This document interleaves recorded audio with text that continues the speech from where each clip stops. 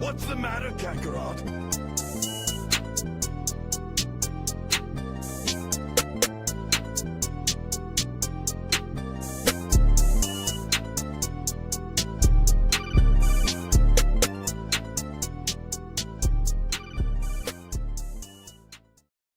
Good morning, everyone, and welcome back to another Sunday morning with the Blerd Church of Anime. I am your preacher, your teacher, your pastor, whatever you want to call me, cult leader. I'm fine with that. I am Black Star here to regale you with another story of anime and hopefully an inspiring message to get you through your week.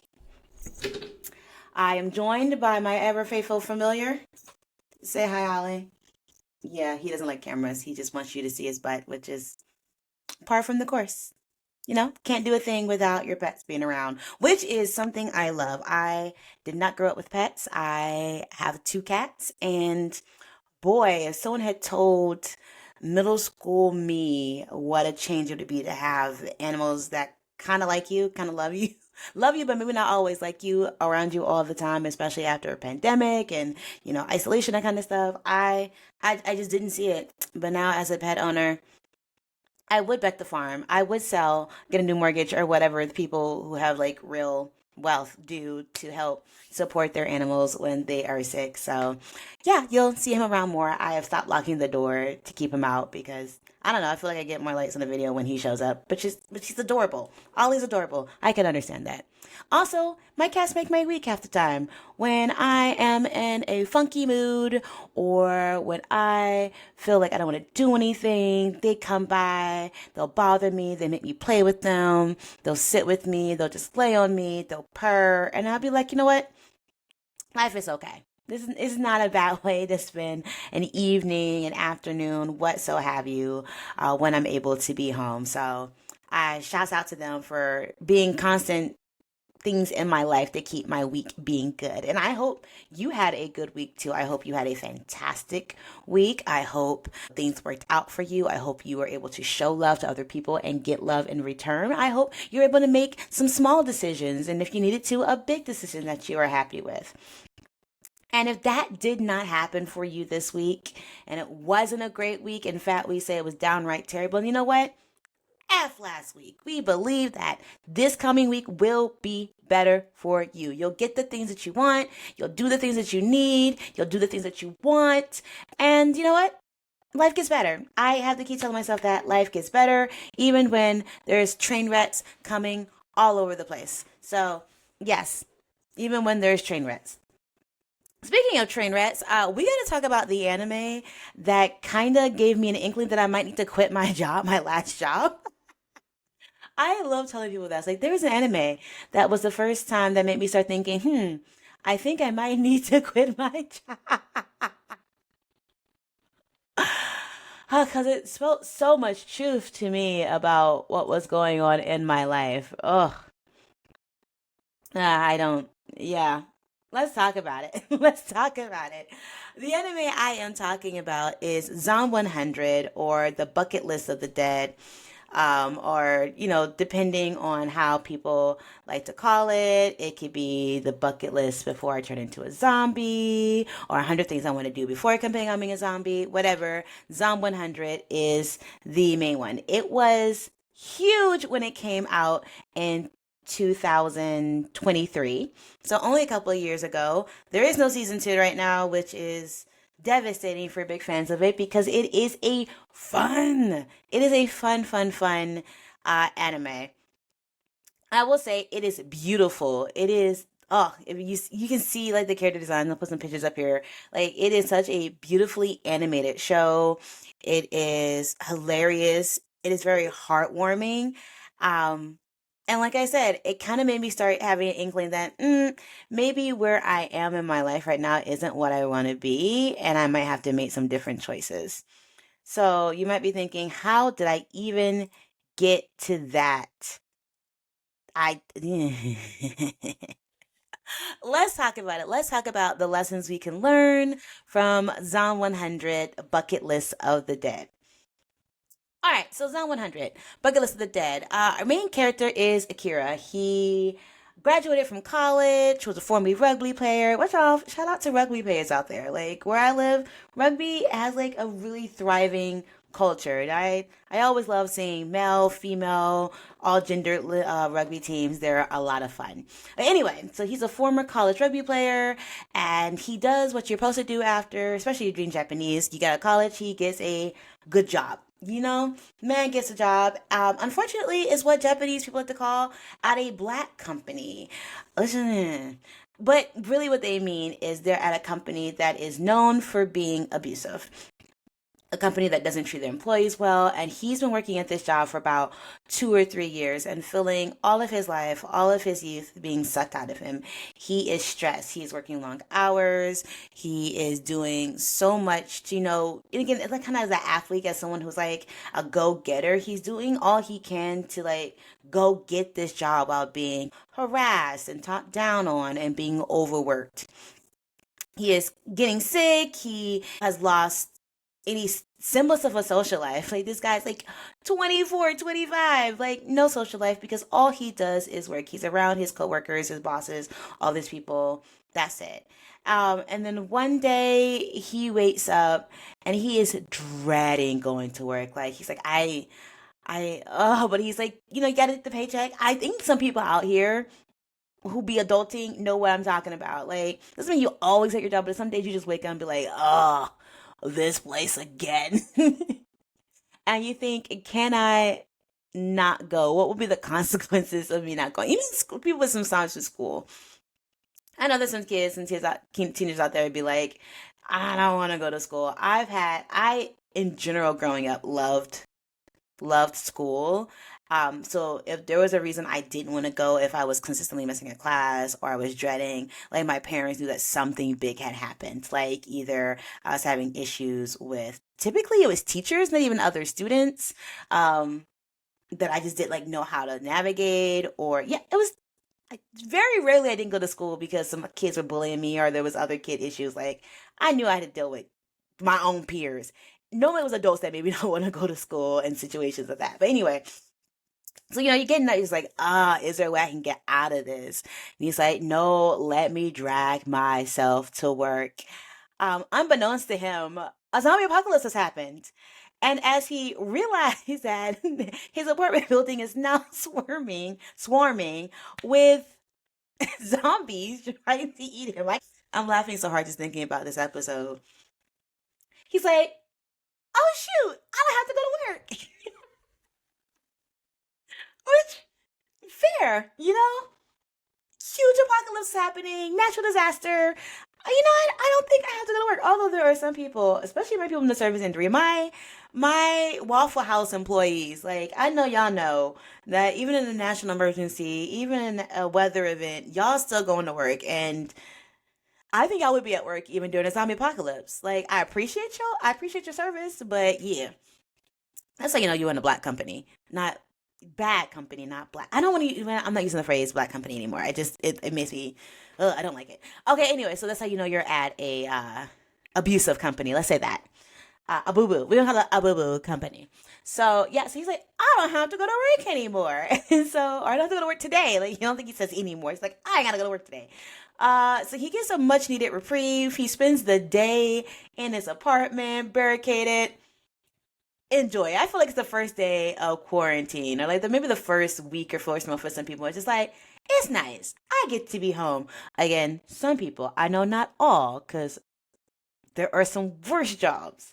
And then he's like, man, I need beer. Like, how am I supposed to have a day home alone and watching videos and stuff without some beer? Let me just head over to the convenience store real quick. And my dude is parkouring, using all the body things he learned from being a rugby player to get his supplies and go back. He meets another survivor along the way. We'll talk about her in a second. But ultimately, he's like, nah, I'm gonna do this thing. I'm gonna spend my day here. And then he starts getting curious about how the rest of the world is, and like particularly like helping out people he cared about and trying to do all this stuff. But again, the funniest part of him being like, I ain't gotta go to work and I'm gonna take the day alone and sleep. Like that is for some adults like the true meaning of divineness is, oh, Disaster, I don't have to leave my house and I can sleep all day. Bet. Anyway, but along the way, he starts thinking about like now that he no longer has to go to work, now that there's a big apocalypse happening in Japan, zombies are coming at him. He's seen the terrifying nature after going out of how people are turned into zombies, what they do to you. And I think at some point he's like, I eventually, if I keep living in this world, whatever, I'm eventually gonna get turned into a zombie. Like that is, you're gonna die or turn into a zombie. And most times you're gonna die and still turn into a zombie. Whatever. It can be synonymous depending on your semantics. But he's like, I lost 2 to 3 years of my life working for this company, and just my head in the grind about this thing. What are some things I want to do before I turn into a zombie? Before I get got, right? And he makes the list, his bucket list, 100 things he wants to do before he gets turned into a zombie. Now, is there a full 100 things? No. He keeps adding to the list as we go on, which I think is amazing. I'm going to talk about that in a minute, too. But I love it. He's like, okay, the inevitable is going to happen, but I want to live life until I get to the inevitable, which I think is a really cool play on a bucket list rather than someone's like getting old and facing their mortality, or someone having like a incurable, uncurable, what's the word? Once it's one of the diseases it's not cured, like the cancers or stage 4 or whatever, and people are like, I need to start living life. He's like, okay, I gotta start living apocalypse. My body is still good, but eventually I'm gonna get got. And he doesn't do this journey alone because part of his goal is to reconnect with friends, which means finding if any of his friends are still available or unzombified, and he does. He does find a friend. And then you end up having this plucky group of 4 people who are all trying to live their best life before they get turned into zombies. Akira is the first one.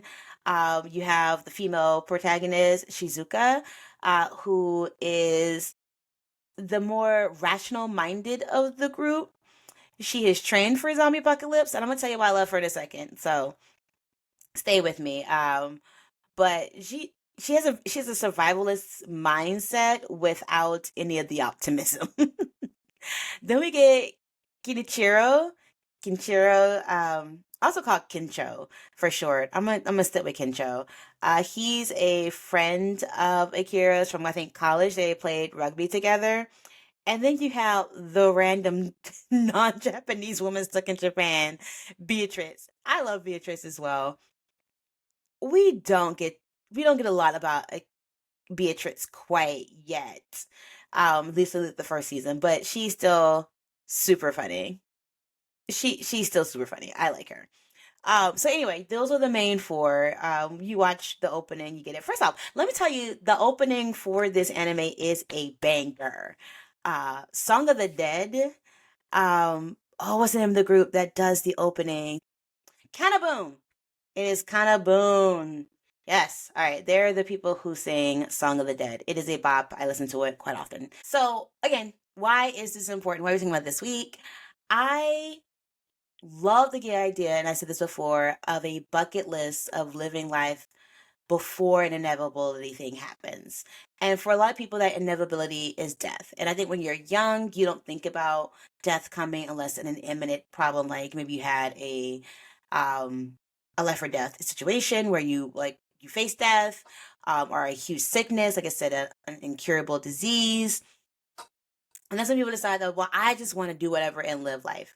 And then some people don't wait until they get older and they're like, I spent my whole life married to this person, I couldn't do anything, or chained to my job and my kids don't want to talk to me. A lot of people have regrets when they get later in life.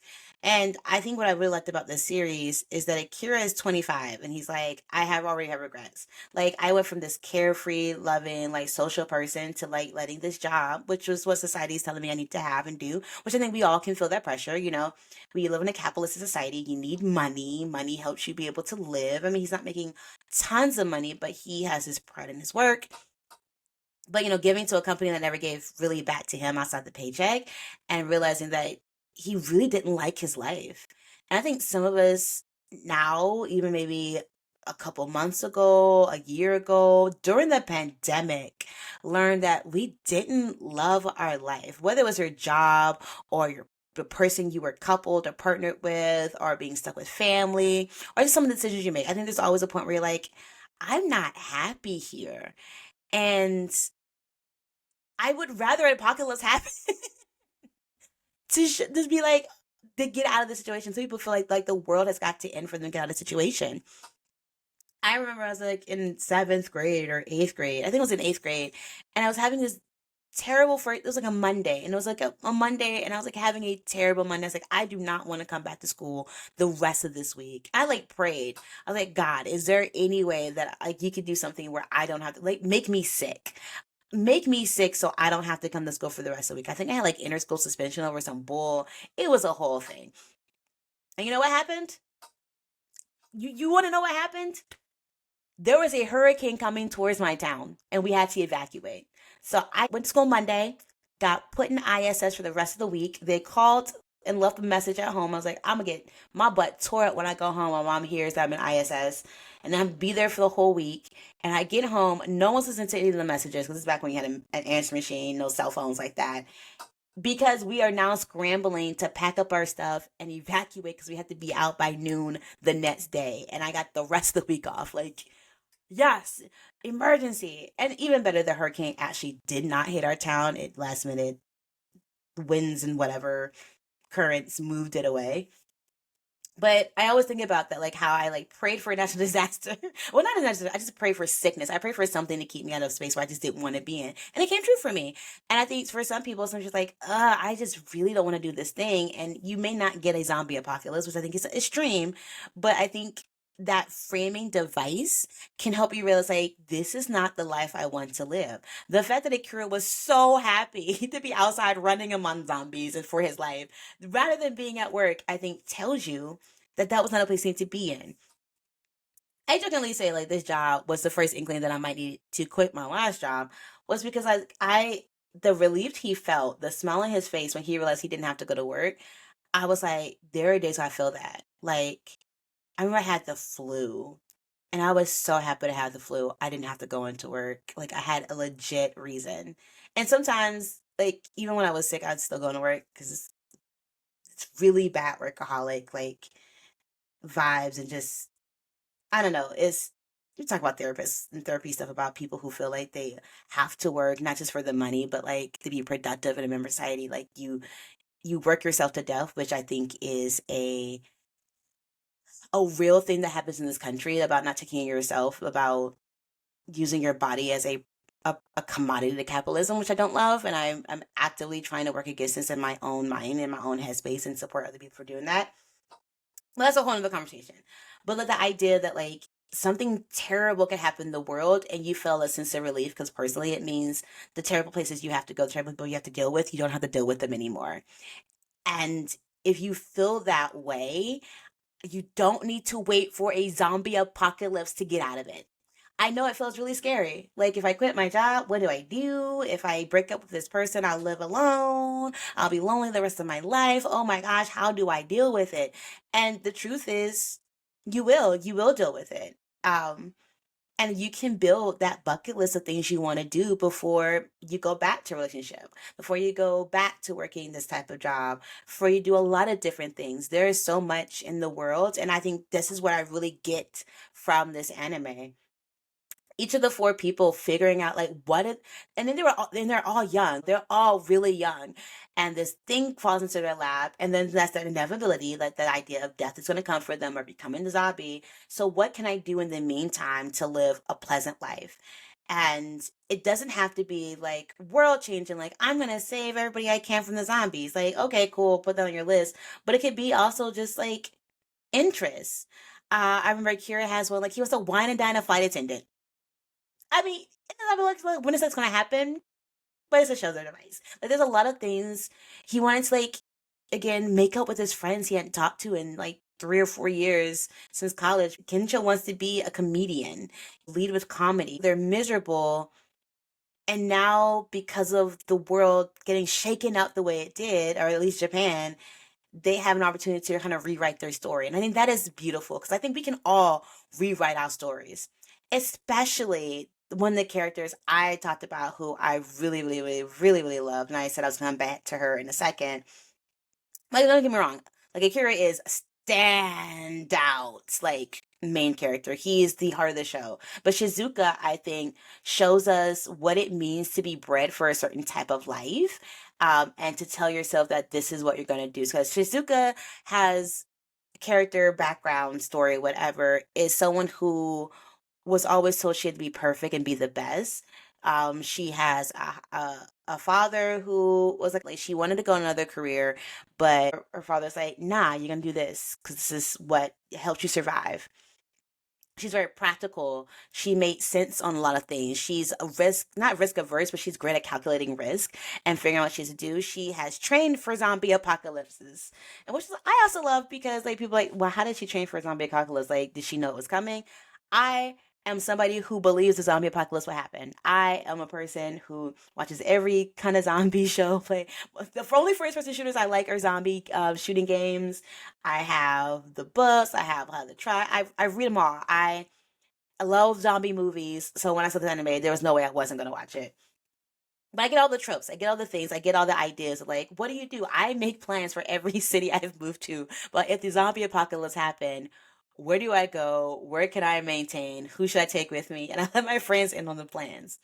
I will be honest, some of my friends have been like, Blackstar, do not save me. I do not want to survive in the zombie apocalypse. I'm very happy to be zombified or killed so I don't have to live this hellscape. And I'm not, and in my head, as main character syndrome, I was like, I'm sorry, what? Survival is not an option? Because I'm going to fight tooth and nail.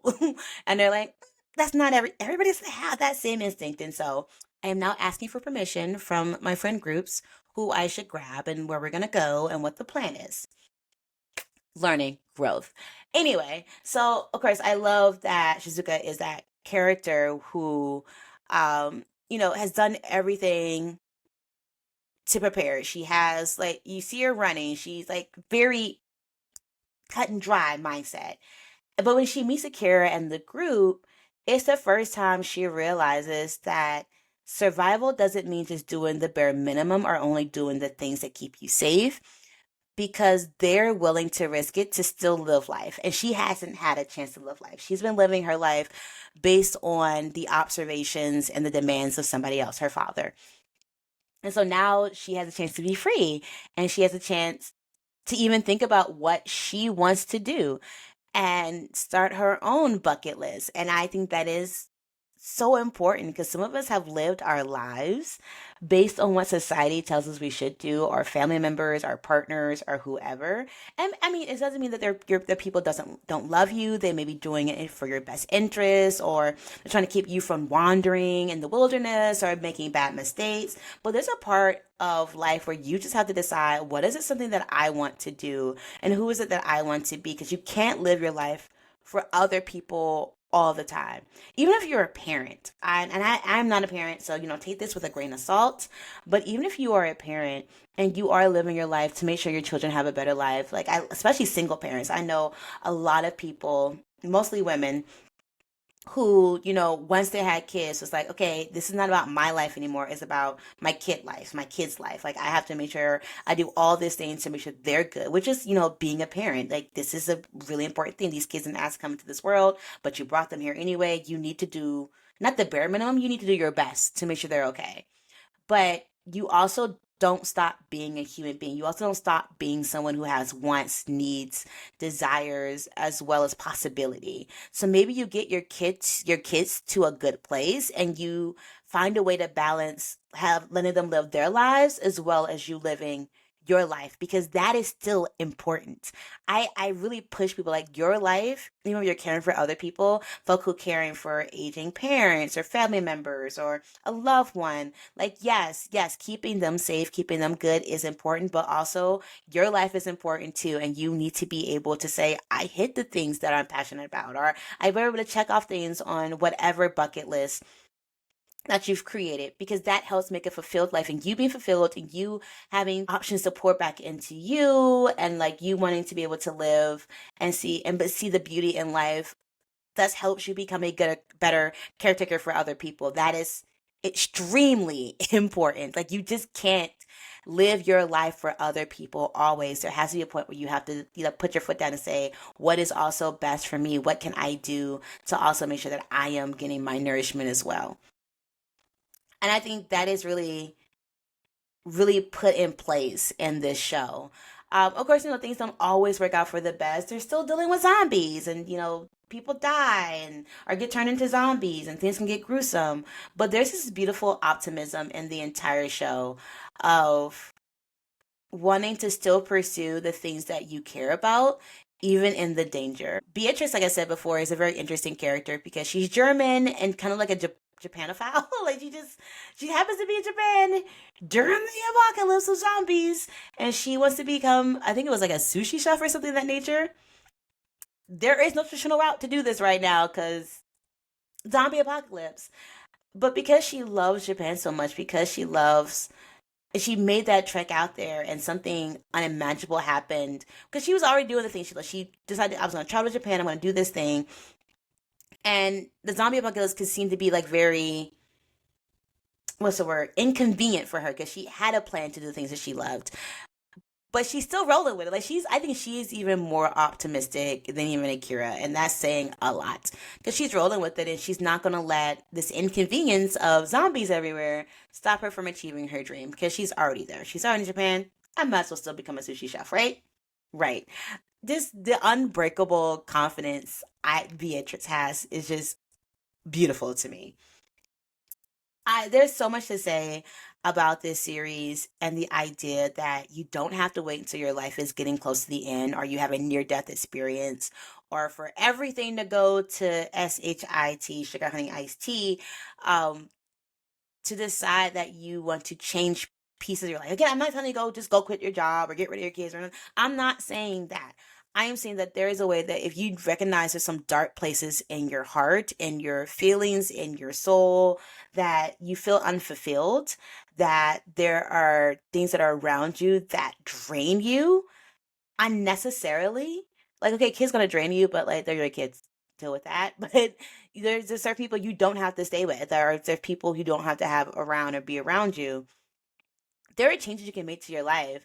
And I mean, yes, we're all should have a bucket list. Like we shouldn't wait until we're 60, 70 if we ever make it that long. Think about the bucket list of things we should do before we die at 80, 90, 100 if you get to live that far. Because the apocalypse is coming, y'all. I don't know if it's going to be zombies, but something's happening, especially in America. But there should be a way for you to get through your day to day of things that you are of things you're collecting, whether it's happy moments, happy memories, a chance to do something new, or a chance to do things that you never thought you would do because you're too busy or you're too scared or society told you not to or somebody you love which is like I don't think that's a good idea for you. Like there's so many ways for people to tell you no that you have to be the one to tell yourself yes, even when it's a little bit dangerous. Because to be very honest, Akira could have just stayed in his apartment. Hold up. Shizuka was planning on doing that. She would go out, get the supplies she needs. She had a really decked out apartment that kept her secure for the moment. And then she'd only leave as she needed to with her backup plans on top of backup plans. But had they done that, they wouldn't have had the adventure or the chance to like get it to really live life. And it's so funny to say like people are living their best life in the zombie apocalypse, but it's true. I think Kira's big thing is like he hadn't seen his parents in 4 or 5 years since he left for college. And work made it so hard for him to visit. And now like that's a regret. That's a regret. Like, are my parents still okay after the zombie apocalypse? What's going on? How do I find this stuff out?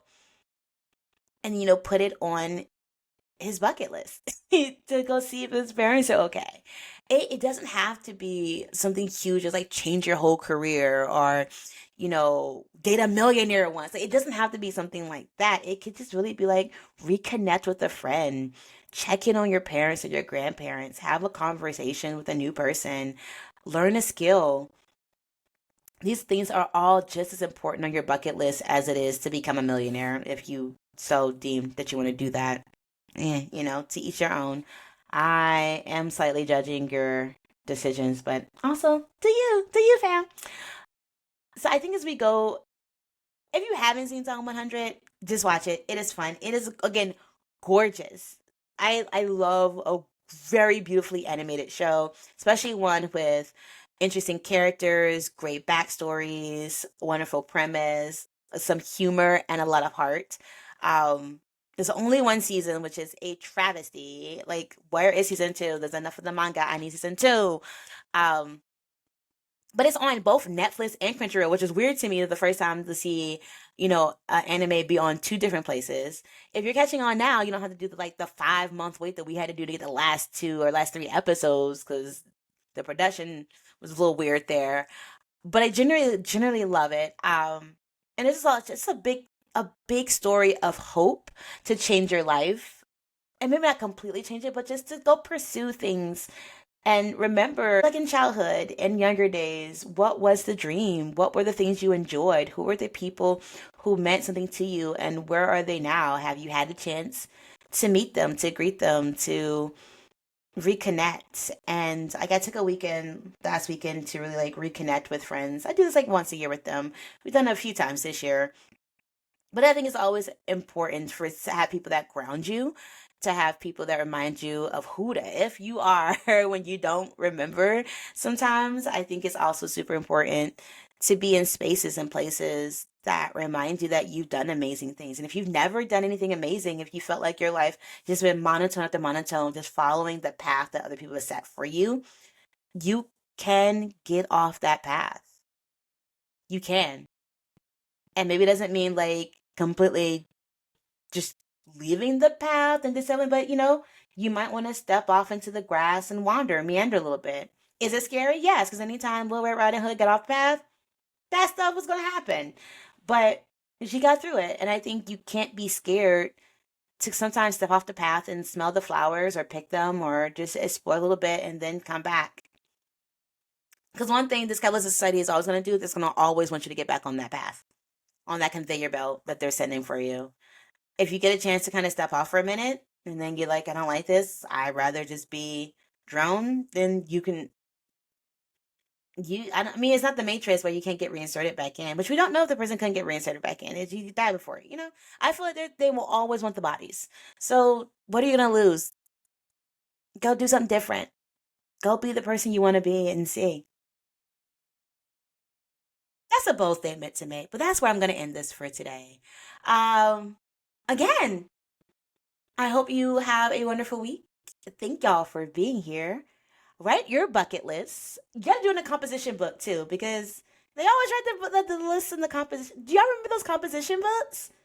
I know we're past the school sale where you get them things for like 49 cents. Like I was a teacher at a point in a time in my life. I lived in I bought composition books. If you want to wait until August, September to get one to write your dreams or whatever in them and I wouldn't fault you, but I think times is hard. Money ain't out there like it used to be. Wages are stagnant, but I think you can spend $1.09 probably wherever. I know Walmart. Ugh, don't get on Amazon. I'm really all. Sorry, some of my political biases is leaking in. But wherever you would buy, go dollar store, get a composition book, and really start writing your checklist. Things you want to accomplish. Maybe it's before you die or turn into a zombie. Maybe it's in the next 10 years. Maybe it's in the next 4. Maybe it's before the end of this year.